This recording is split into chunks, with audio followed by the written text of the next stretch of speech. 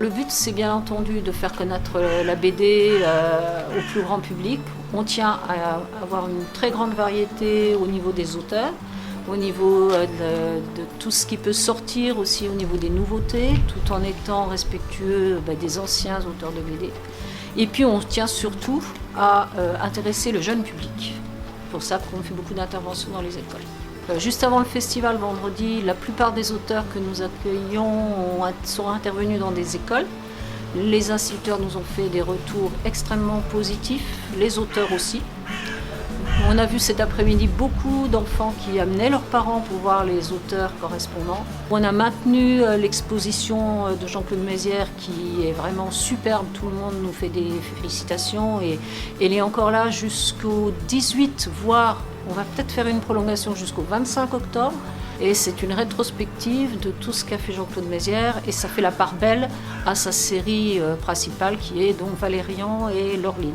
L'association prend un petit peu d'ampleur et on voudrait s'étendre un petit peu et travailler avec les villes avoisinantes. On a fait un appel à tous les gens qui seraient intéressés, pas forcément des connaisseurs pointus de BD, mais des gens que ça intéresse et que s'ils peuvent rejoindre nos rangs, on les accueillera avec plaisir.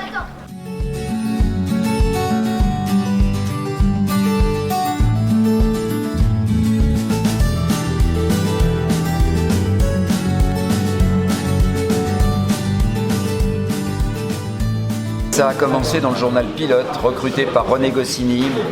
Et on a fait une série avec deux autres amis, Ricor et Morchouane, qui s'est intitulée Les Grandes Gueules. Puis on s'est réunis dans un même atelier et on a sorti un bouquin qui s'appelle Ces animaux qui nous gouvernent et qui montrait la mutation des politiciens français en l'animal auquel ils ressemblent le plus.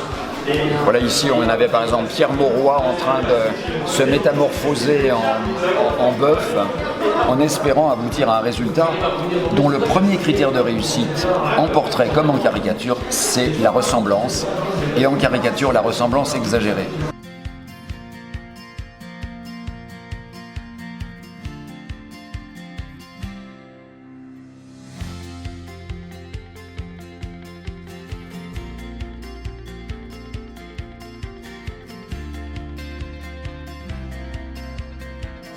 Villers BD, ça commence à être maintenant dans l'ADN de Villers. C'est un jeune festival encore, mais qui s'est installé au fil des années, qui a trouvé un public important, qui dépasse d'ailleurs notre commune.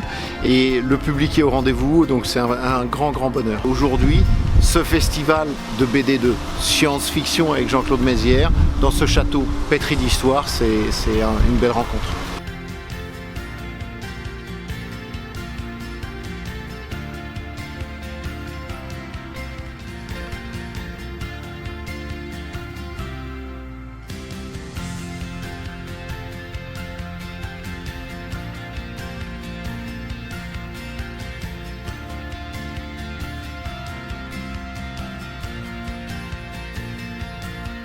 Ce qui m'intéresse, c'est d'adapter des témoignages donc, qui s'inscrivent dans un contexte historique assez fort.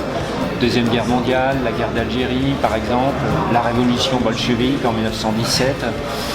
Donc je pars de vie d'inconnus, en fait, en tout cas des gens qui ne sont pas reconnus par l'histoire et voir quelle est l'incidence sur la grande histoire. Donc c'est cette fameuse articulation petite histoire, grande histoire.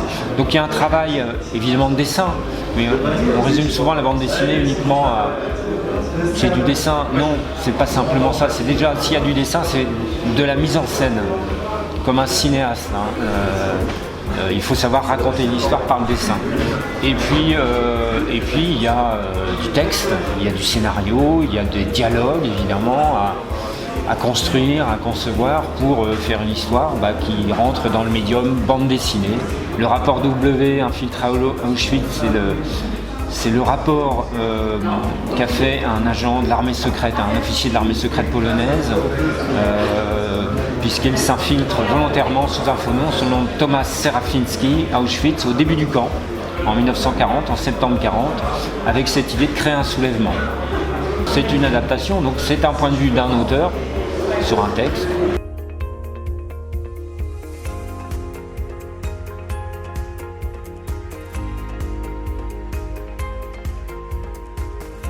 Un festival comme Villers-BD est un festival qui est essentiel à la fois pour la commune de Villers-lès-Nancy et pour la métropole du Grand Nancy, car il contribue à la fois à son rayonnement, à son dynamisme, bien évidemment. Aujourd'hui, dans un contexte de confinement, nous avons à faire un repli un peu sur soi des habitants, et ce type de festival permet à nouveau de retrouver de la convivialité, quand bien même on porte un masque, quand bien même il y a des règles sanitaires à respecter.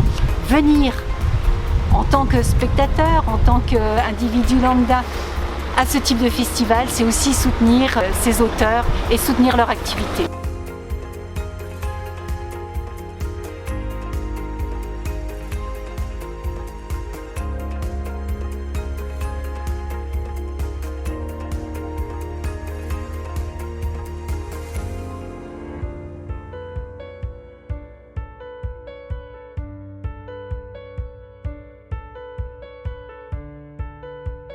En tant qu'auteur, je veux dire que moi je suis ravi de revoir encore des gens qui me disent je m'appelle Valérian, je m'appelle Laureline, ça il y en a un certain nombre, et que j'ai rencontré aujourd'hui et hier et aujourd'hui. Et aussi que, ma foi, de voir que le public a changé, évolué, vieilli, c'est sûr, mais qu'il y a toujours une nouvelle génération qui est là, et c'est un grand plaisir.